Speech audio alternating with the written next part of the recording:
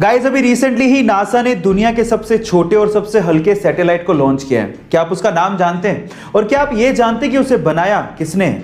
तो चलिए मैं आपको बताता हूं। दुनिया के सबसे छोटे और सबसे हल्के सैटेलाइट का नाम है कलाम सैट, जिसका नाम actually doctor APJ Abdul Kalam के नाम पर रखा गया है। यह सैटेलाइट मात्र 64 ग्राम का ही है, जो कि एक स्मार्टफोन से भी हल्का है। और उससे भी ज्यादा गर्व की बात है कि इसे किसी फॉरेनर ने नहीं बनाया, बल्कि एक 18 साल के भारतीय स्टूडेंट जो कि तमिलनाडु से बिलोंग करता है, उसने अपने दोस्तों के साथ मिलकर बनाया है। उस स्टूडेंट का नाम है रिफत शाहरुख। गाइस, क्या आपको ये खबर सुन के गर्व फील हुआ? चैट सेक्शन में जरूर लिखिएगा। गाइस, इस दुनिया में कुछ बड़े अजीब से लोग रहते हैं जो कहां से सोचते हैं ये किसी को नहीं पता। तो चलो इसी से रिलेटेड एक रियल इंसिडेंट बताता हूं। एक्चुअली हुआ कुछ यूं कि मुंबई के रहने वाले 27 साल के रफेल सैमुअल ने अपने ही माँ बाप पे केस कर दिया। और केस का रीजन जान के आप लोग हैरान रह जाओगे और साथ में हंसने भी लगोगे।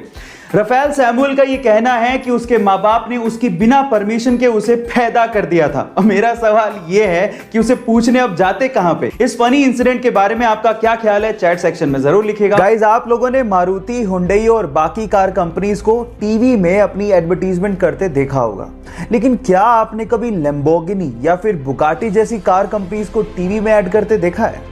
नहीं, वो अपनी टीवी में ऐड नहीं करते, क्योंकि लैम्बोर्गिनी जैसी कंपनीज जानती हैं कि जो लैम्बोर्गिनी को अफोर्ड कर सकता है वो टीवी जैसे डब्बे के आगे बैठ के अपना टाइम वेस्ट नहीं कर रहा होगा। हाँ, ये कंपनीज ऑनलाइन अपनी एडवर्टीजमेंट जरूर करती हैं, क्योंकि इनको पता है कि अमीर लोग ऑनलाइन नॉलेज को बढ़ाने के लिए जरूर आते हैं। सो क्या आपको ये फैक्ट इससे पहले तक पता था? और अगर नहीं पता था तो चैट सेक्शन में लिखना मत भूलिएगा। वुंडा नाम की एक चिंपैंजी कुपोषण की शिकार थी और इसी वजह से वो मरने की कगार पर थी। तब उसे जेन गुडोल नामक एक महिला अपने चिंपैंजी रिहैबिलिटेशन सेंटर पर लेके आ गई और उसकी खूब सेवा करी। थोड़े दिनों बाद वो अच्छी हो गई।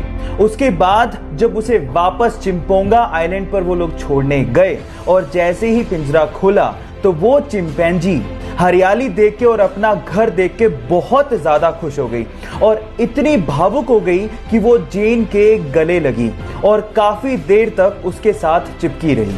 वो उसे शुक्रिया कह रही थी। गाइस, अगर इंसानों को अपना अस्तित्व बचाना है तो हमें इन जानवरों को, पशु पक्षियों को, प्रकृति को बराबर का दर्जा देना होगा और उनकी केयर करनी होगी, तभी हम बच पाएंगे।